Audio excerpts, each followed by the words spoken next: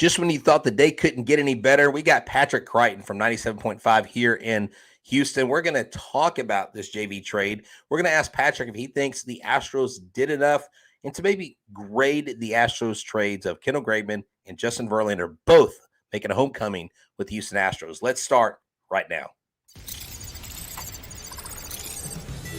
Alvarez hits a high drive center field. Vierling's back.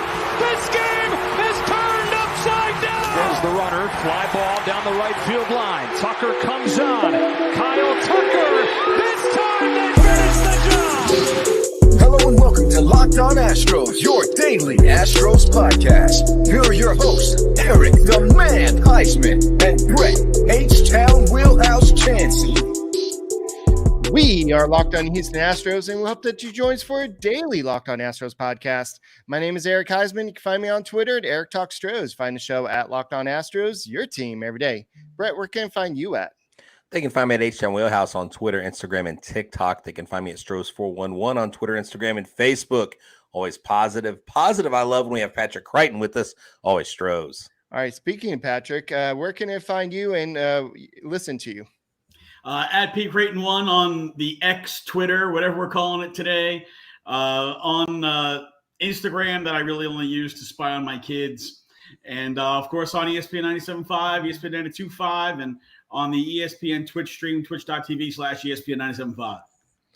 Alrighty, so we're definitely going to address the Justin Verlander trade that happened earlier today. We're also going to look at Kendall Graveman, kind of look at all the other trades that have happened over the last few days. Did the Astros do enough? What do we need?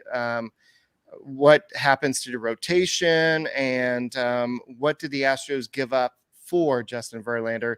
Because it was a lot. And I think that if you're looking at the prospect haul, but Dana Brown made a comment. We'll talk about it pretty soon. But one interesting thing to kind of get us started in second, boys, is the fact that Dana Brown said that he actually specifically said, we tried to get Brooks Raley, but we just couldn't make it work. I'm like, I didn't think you're supposed to be so specific about things. But, guys, we specifically want you to listen to the Locked On Astros podcast and make us your daily listen. Become an everydayer. Go and subscribe to us on YouTube. Go and make us your first listen on Apple, Odyssey, Spotify, wherever you listen to your podcasts.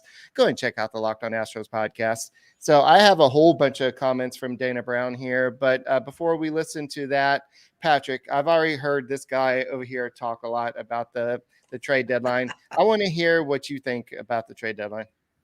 Fellas, today does not suck. We're getting the band back together. You know, we got 256 miles to Chicago, got a half pack of smokes and a full tank of gas. Hit it! We're ready to go. Man, this was the move they needed to make, right? This was the big move, the big answer that now rebalances the power in the American League. Because we got kind of to the point here where, look, there is nothing that pains me more than giving credit to the Arlington Junk Grabbers. Nothing pains me more than that. But they have spent incredible amounts of money each of the last two off seasons to make their team better after basically being whipping boys for the last half decade.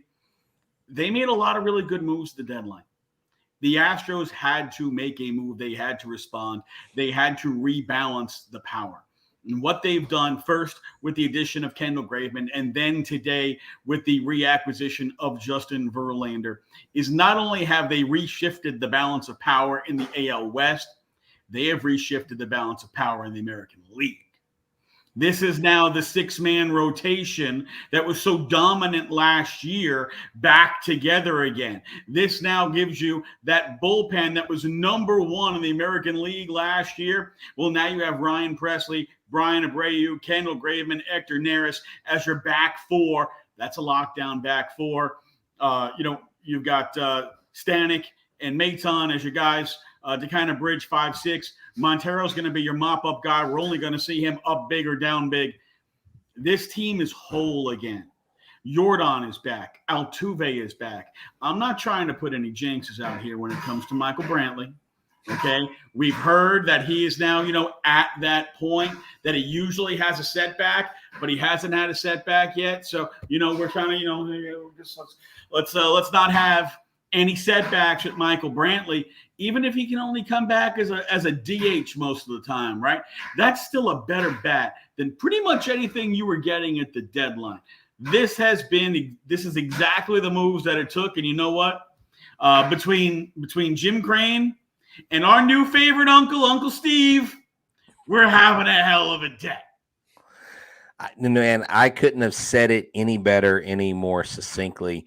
But I want to speak to this because we didn't get to this with Kenny earlier. How important do you think a role JV plays with, look, Hunter Brown has had an up and down year. He started hot. He struggled lately. JP France has been our most consistent pitcher, right? Javier struggled. How important is JV coming back to this, not only with the young rookie pitchers, but the veterans as they struggle? How much of a psychological boost is this for the entire rotation as a whole? Well, listen, it's psychological for the whole team, right? We saw this in 2017 when the Astros did not make a move the July 31st deadline. They lost 9-12. You had players, Dallas Keuchel being the most outspoken. Why doesn't management believe in us? We've held up our end of the bargain. Then when they made the move on August 31st, 2 seconds to midnight, to get Justin Verlander, they rattle off 6 in a row. They finish the season 21-8, and of course they go on to win a World Series. I'd say that's kind of a big shift in momentum. So I would expect that. Look, one of the things we've seen about Justin Verlander as an Astro over the last several years is that when he's on the mound, this team raises its level of play. Everybody raises their level of play. But more specifically to what you were talking about with the rotation, and it extends to the bullpen. Now going to that sixth man, right, where now you have JV and Fromber back at the front. This alleviates the workload on Javier, on Brown, on JP France. I know France wasn't part of this at the beginning of the year, but he is now, because at the rate he is going to throw a career high in innings.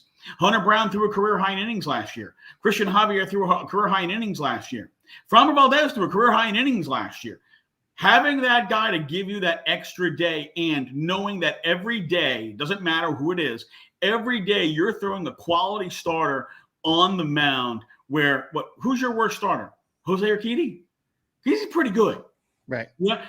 That now takes the inning strain. It gives everybody that extra day of rest, and everybody now gets better, just as we saw everybody get better last year from this. Also, the alleviation of the incredible workload of the bullpen. They got 4 guys in the top 10 in appearances. And, the fact that Abreu leads the league in appearances and Ryan Presley is top 4, that's not how this worked last year when they were the number 1 bullpen in baseball. These guys had a lot more downtime. And you know what? Having another guy who can go 7 innings every time he takes the ball, adding Kendall Graveman to kind of alleviate and spread out the workload at the back of the pen. These are the things the Astros desperately needed to do, because as much as people want to say about, do we need another hitter? Is Altuve coming back? Is Jordan coming back? The Astros are built to win on pitching and defense. They shut you down. They play great defense. They don't beat themselves. And look, we've seen the pitching hasn't quite been as good as they've been crushed by injuries, especially to the rotation. Some guys haven't had their best years following up after last year in the bullpen. Guys have been overworked. Now that sort of alleviates, and you're doing it with a guy who's going to the Hall of Fame, maybe wearing the Astros hat. He's already got 2 Cy Youngs and 2 World Series and 3 All-Star appearances wearing the H. You know what? If there's another parade this year, and there very well could be, there's another parade this year, is anybody feeling like, no, he has to be a Tiger? Yeah, I don't think we're feeling I like that. Yeah, we actually talked about that on the last show. Yes. So Justin Verlander and Jim Crane have already exchanged texts, and Jim Crane said he texted Justin Verlander, "Welcome back. We missed you. Hope you pitch well against us, against the Yankees." So he's definitely going to pitch against the Yankees at Yankee Stadium. But if you definitely want to see Verlander when he pitches against the Astros at Minute Maid Park, you want to download the Game Time app, create an account, and use the code LOCKEDONMLB for $20 off your first purchase. Last minute tickets, lowest price guaranteed. And Brett, do you have some more information about Game Time? Yeah, let me tell you, I've used Game Time. It's a phenomenal app. I literally walked up to the stadium, I guess about 3 weeks ago, and I was like, I want to go to the game. It's like, I don't have a ticket, but you know what? I don't need a ticket. Why? Because I got Game Time. And when I signed up, I used the promo code Locked on MLB. I got $20 off my first purchase. Flash deals, last minute tickets, easy to find and buy tickets of any kind of event. It's not just Astros tickets. It's basketball. It's the Rockets. It's the Texans. It's concerts. It's because you want to go see the reunion of New Kids on the Block, right? Well, look, whoever is in town or whoever you like, whether it's a comedian, they've got all the great deals. And the Game Time guarantee means you'll always get the best price. If you find tickets in the same section and row for less, Game Time will credit your account 110% the difference. Get images of your seat before you buy so you know exactly what to expect before you arrive, and you don't have to worry about planning months in advance. Literally, in a matter of seconds, 2 taps and you're set. The tickets are sent directly to your phone. You don't have to dig through your email. So go to the Game Time app, download it, create a profile, use the promo code Locked on MLB for $20 off. Why? Because Game Time is there. Last minute tickets, lowest prices guaranteed. And don't forget, the next Astros Guardians game is going to be on Tuesday night, 7:10 p.m. Central Standard Time. Catch every pitch of the Astros hometown broadcast with SiriusXM on the SXM app. Search Astros. Patrick, we're talking about the boost that Justin Verlander has to this team. We're talking about Kendall Graveman coming back to this team. 2 players that left, and now they're returning. 2 players that are very appreciative and love the atmosphere here. This is what I love about this team versus any other team out there, whether we're talking about the Rangers. Let's talk about the Braves, because the Braves, they are slugging out of their mind. And I don't know if you recall, back in 2021, we were a massive home run hitting team. We're a slugfest team. It was either the home run or nothing kind of year. I feel like with this team this year, the Braves are a lot like us this year that we were in 2021, but we didn't have other things reinforce us. We had injuries on the pitching staff. I think this team is more complete than that 2021 team right now as we speak. And I would put them right now, I would put them up against anybody. Look, I think the Astros now are the favorites in the American League once again. I don't care what the records say or who says what. And it just think about it from this perspective. For a team that lost 2 starters for the entire season and 1 for 2.5 months, for a team that has had Yordan Alvarez and Jose Altuve play together for, have they even made it to 20 games yet? Michael Brantley hasn't taken a single AB. Right. They're a half game out of first. They're a half game out of first from a team that had a hot start, that had basically spent like drunken sailors 2 years in a row. And this is a testament to the depth of what the Houston Astros are. The Houston Astros have been rolling out Brandon Bielak and Ronel Blanco in the rotation every day for every 5th day for 2 months. Dude, if you and I got up there in the batter's box against those 2 guys, I bet we could work out a 5-pitch walk. I mean, we're not talking about real good pitchers.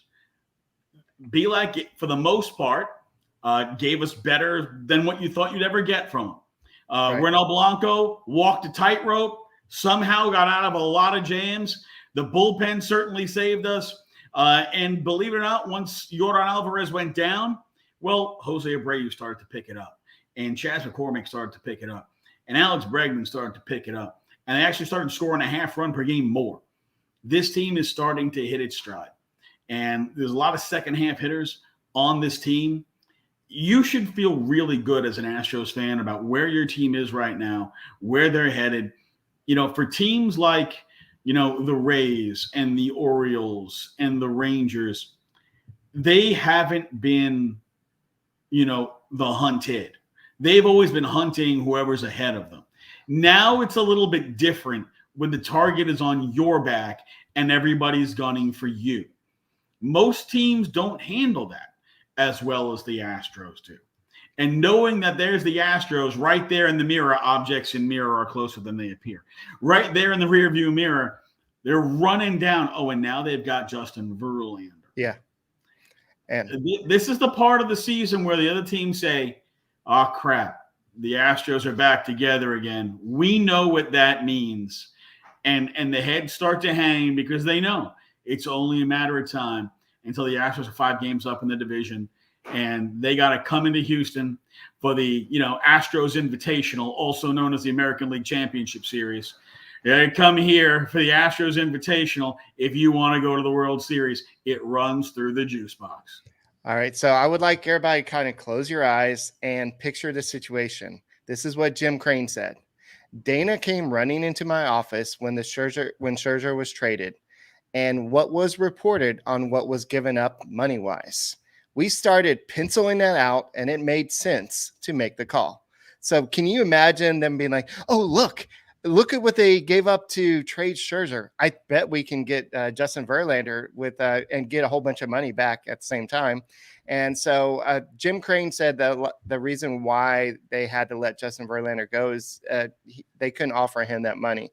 So basically the Mets bought those prospects. Yes, the Astros are getting a ace pitcher for 2 and a third years, I guess.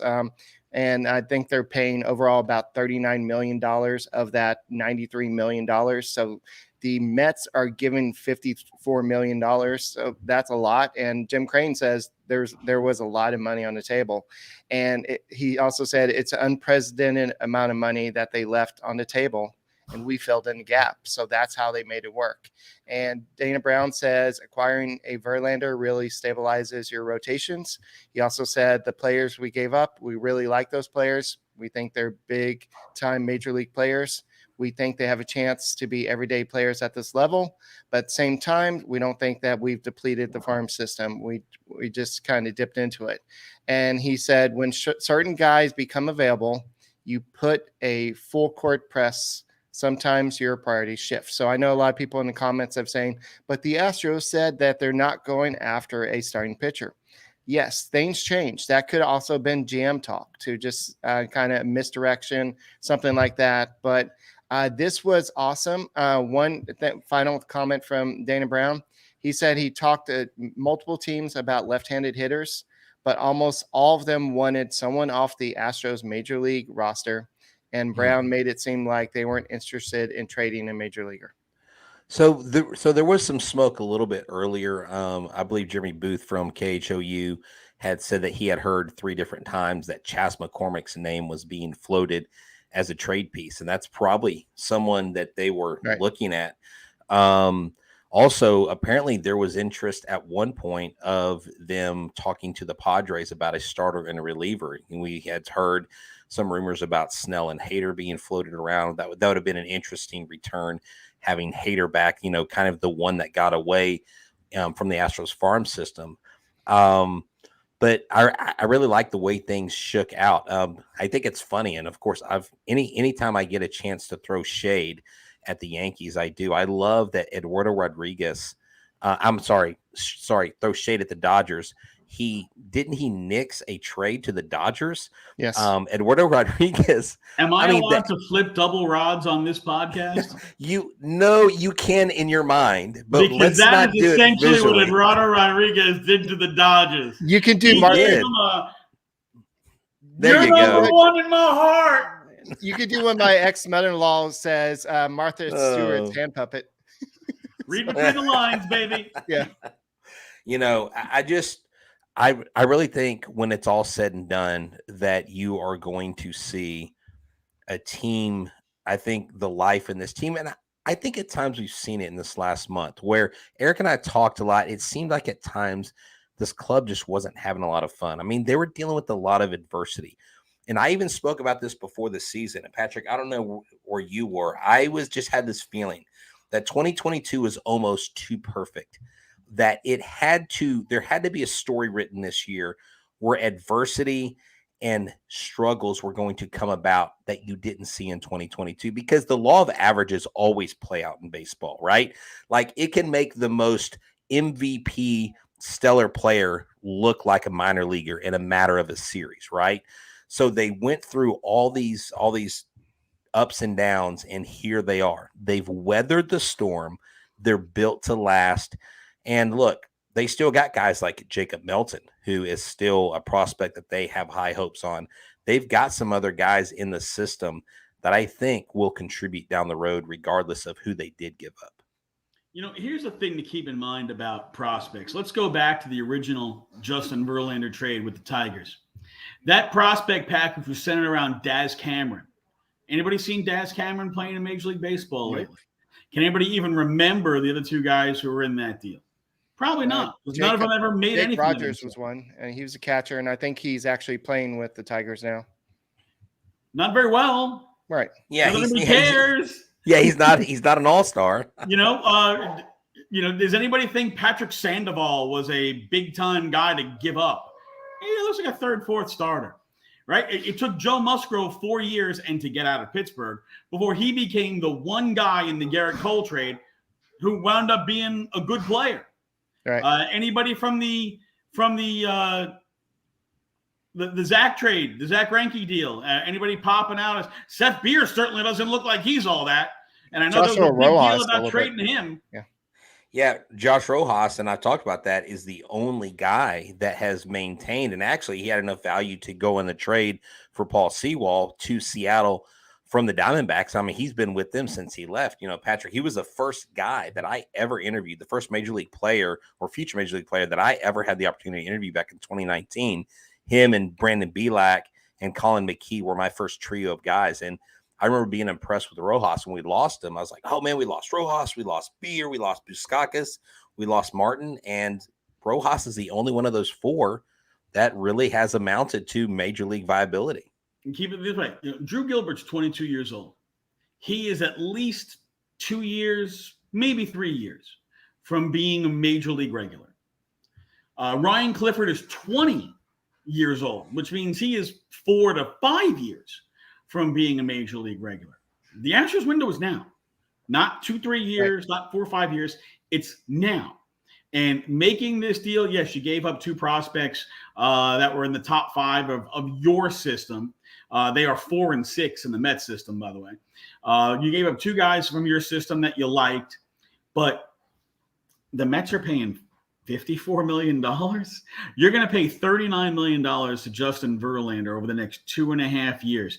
You're going to pay Lance McCullers Jr. more than that.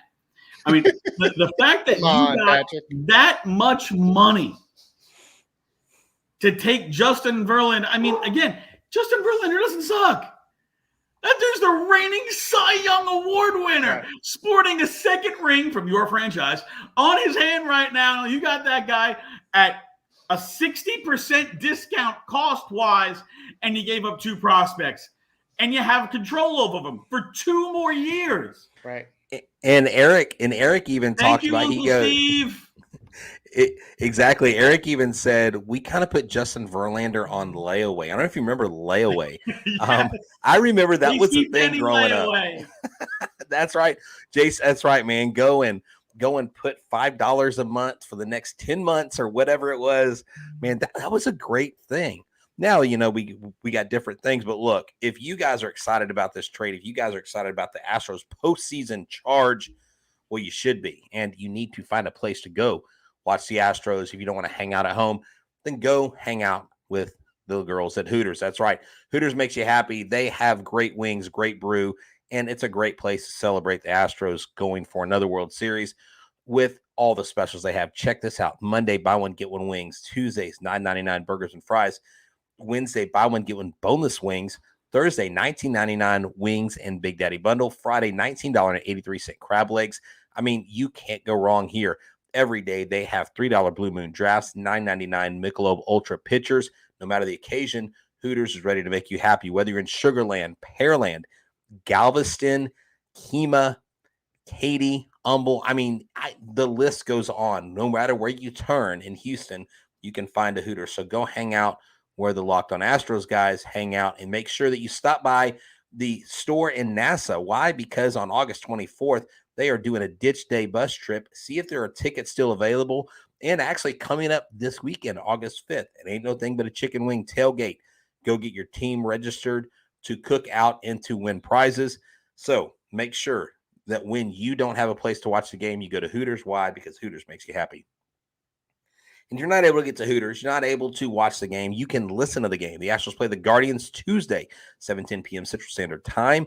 Catch every pitch of the Astros hometown broadcast on SiriusXM with the SXM app. Search Astros. Yes. So I know that we've kind of talked a little bit about the money involved. I think the money is, I think the Mets were trying to get a little bit under the Steve Cohen luxury tax threshold, but I don't think they did a very good job. They're trying to buy prospects in a way. They're trying to rebuild. And I think Justin Verlander and I think Max Scherzer actually kind of leaked it out that he talked to the Mets front office, and they basically said, yeah, we're looking towards 2025, 2026 to be competitive again, not 2024. So if you're somebody like Justin Verlander, you don't want to be part of a rebuild. You've already done that with the Tigers, and you don't want to do that when you're age 40. So you know that Justin Verlander was wanting to get back to Houston, and reports is that he wanted to come. He probably would have only approved a trade to the Astros. I don't know how much of that is really true, but we know he has a relationship with Jim Crane, and he already has a relationship with Martin Maldonado and the rest of the team. You see Alex Bregman say, let's go. And then all the other teammates have responded. But I think that Martin Maldonado was the best, because not only did he say let's freaking go to when he texted Verlander, but he also sent him the gif of Verlander falling on the ground and throwing a ball at his own leg when he was trying to make a play. And so he said, let's go do this. And so I think that Martin Maldonado's way of just welcoming him back. So I think the team, just like Graveman coming back, I think Verlander's going to feel just walk in like he just was out of town for half a year. Couple of things here real quick on that before I have to go, because, I got to go to work and all that fun stuff. Number one, now that the Mets have bought their prospects and shift off their players, the new team with the highest adjusted CBT payroll is the last place Yankees. I do that. I love it. I love it. Last place Yankees. Let them yell bleep Altuve some more from last place. You can look up and kiss our fannies. With that, man, I'm telling you, it's so great to see the Yankees failing. It's also it's hard to see the Mets just continue to trip all over themselves. For me personally, but you know what? You talk about the world changed, right? At the beginning of the year, people thought, the Astros didn't go out and they didn't go get any more additional starting pitching. They had 6 healthy starters in January. Who the hell are you signing to be the 7th starter / swingman in Sugarland that's any good? Because if that guy's any good, he's signing to be the 3rd starter and getting 3rd starter money somewhere else on one of the other 29 teams that actually needed a 3rd starter. The idea, the Astros, they didn't get anybody. No kidding. They had 6. Nobody else had 6. Nobody else even had 5. So it's kind of like revisionist dummy history of, they should have got another star. Who the hell were they going to get that was going to say, I'll be guy number 7. I don't have to actually pitch. Sure, I'll take the minimum. I mean, it's the idiot's argument. And look, nobody blamed the Astros for letting Justin Verlander walk. I didn't blame the Astros for letting Verlander walk. JV, thank you very much. Glad you're getting paid like a champion, but we appreciate the 2 rings you got with us. The world is different, right? Lance McCullers isn't going to pitch. Louis Garcia isn't going to pitch. Jose Urquidy's missed 2.5 months. Framber's been struggling. Javier's been struggling. Hunter Brown's been up and down. They're fortunate that J.P. France has pitched better than he ever has in his entire career at any level since he got here. That's one of those, sometimes you see older players get this bump when they finally, after they've been passed over, they finally get to the major leagues. They have a bump because they're so, they understand this is their moment. They're not going to pass it up. They're going to be at their best. All right, now the Astros have that rotation all back in line again. Man, I'm telling you, this was as good a day as we've had since 2017 on an August 31st, where everybody around the league should be taking note. Astros are probably going to kick your ass, and you're just going to have to deal with it. Also, big shout out to Dana Brown for his best comment of the day, which was, remember when I told you guys I wasn't interested in the starting pitcher? I was lying. Wait, I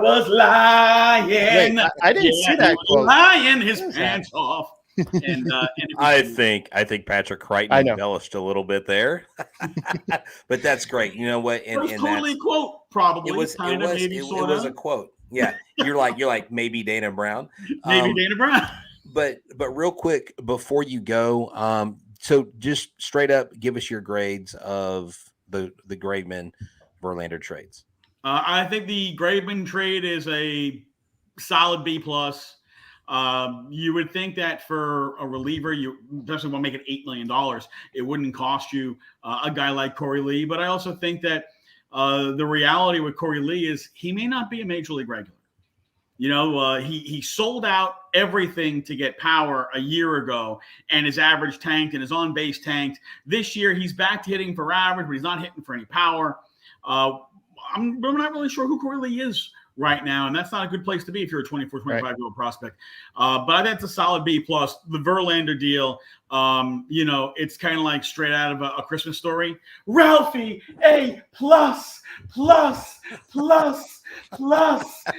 We're going through $54 million for Justin Verlander. Thanks, Uncle Stevie. Yeah, that's going to help actually possibly with Kyle Tucker and other people down the road. So we'll see if Jim Crane uses that. But Patrick, thank you once again for joining, and you're welcome whenever. Where can they listen to your show again?